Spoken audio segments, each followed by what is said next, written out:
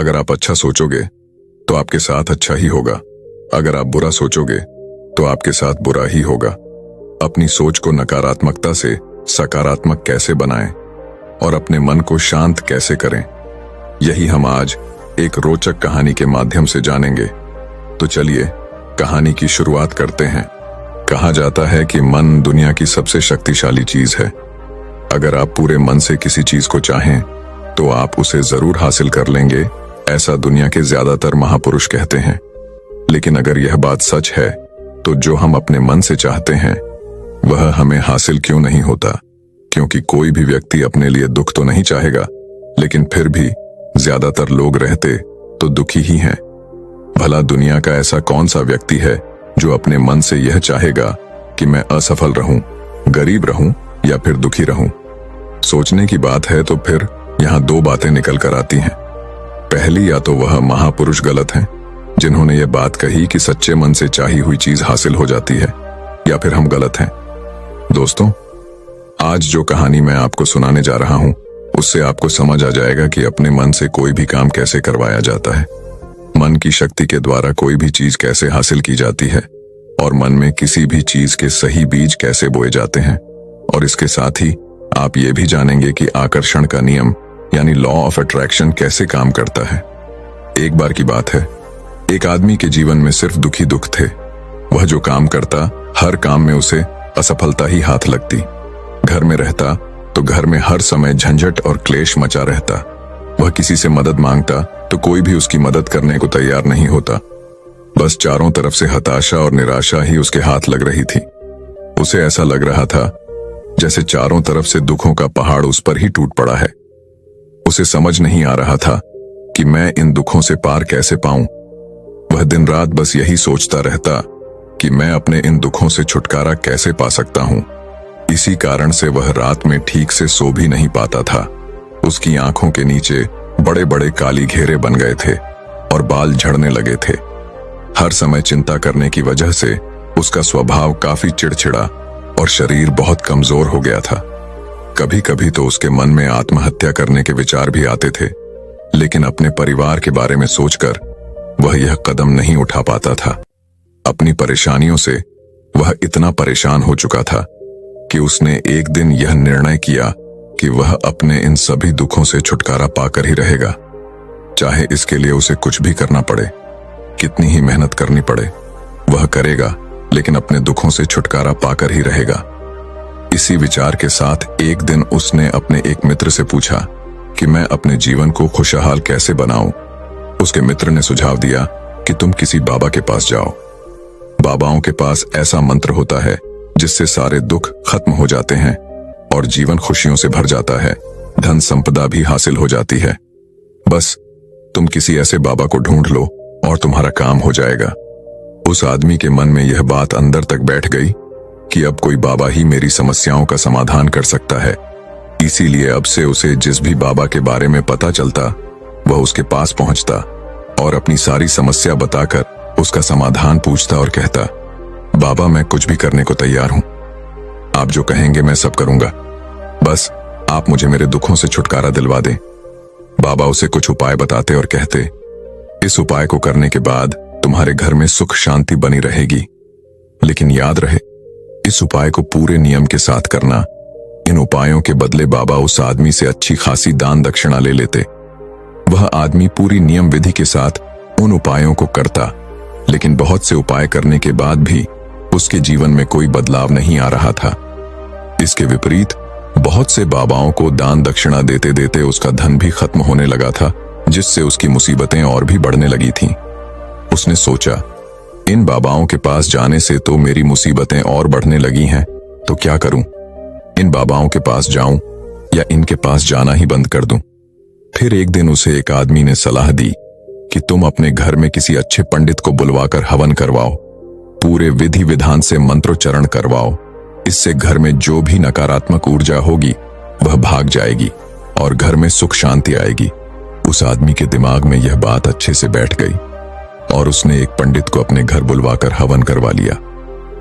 हवन अच्छी तरह से संपन्न हुआ और उस व्यक्ति ने पंडित को अच्छी खासी दान दक्षिणा देकर खुशी खुशी अपने घर से विदा किया। हवन करने के कुछ महीने बाद तक उसके घर में सब कुछ ठीक चल रहा था। घर में सुख शांति भी बनी रही और उसके छोटे छोटे रुके हुए काम भी पूरी होने लगे। लेकिन कुछ महीनों बाद फिर से वही पुरानी वाली स्थिति वापस लौट आई। उस व्यक्ति को महसूस हुआ कि उसके जीवन में अब भी कोई महत्वपूर्ण बदलाव नहीं आया है। अब वह आदमी पूरी तरह से दुखी हो गया, पहले से भी ज्यादा परेशान रहने लगा। अब तो उसे लगने लगा था कि मेरे जीवन से दुख कभी खत्म ही नहीं होंगे। यही सब सोच सोचकर उसका बुरा हाल हो गया। फिर एक दिन उसे अपने मित्र से एक ऐसे बाबा के बारे में पता चला जो समाधान बताने के बदले कोई दान दक्षिणा नहीं लेते। उस व्यक्ति ने सोचा, यह बाबा तो दूसरे बाबाओं से अलग हैं, क्योंकि यह तो कोई दान दक्षिणा ही नहीं लेते, और अगर यह कोई दान दक्षिणा नहीं लेते तो जरूर यह कोई सिद्ध बाबा ही होंगे। यही सोचकर वह उन बाबा के पास पहुंच जाता है। वहां पहुंचकर वह देखता है कि बाबा ध्यान कर रहे हैं, इसीलिए वह वहीं चुपचाप बैठकर बाबा के ध्यान से बाहर निकलने का इंतजार करने लगता है। थोड़ी ही देर में बाबा की आंखें खुलती हैं और वह अपने सामने एक दुखी और परेशान व्यक्ति को बैठा पाते हैं। व्यक्ति की शारीरिक और मानसिक हालत को देखकर बाबा को यह समझते देर नहीं लगी कि यह व्यक्ति अपने जीवन से कितना परेशान है। बाबा ने उसे संबोधित करते हुए कहा, बच्चा, कौन सी समस्या लेकर आए हो? किस बात से परेशान हो तुम?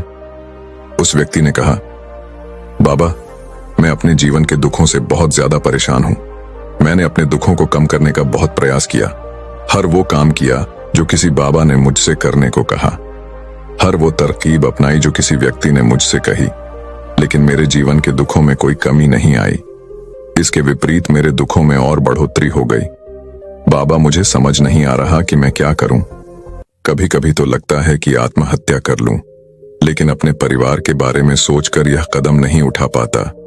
बाबा, मैंने आपके बारे में बहुत सुना है और बहुत उम्मीद के साथ आपके पास आया हूं। कृपया मुझे कोई ऐसा तरीका बताएं जिससे मुझे अपने दुखों से छुटकारा मिल जाए। मैं अपने दुखों से छुटकारा पाने के लिए कुछ भी करने को तैयार हूं।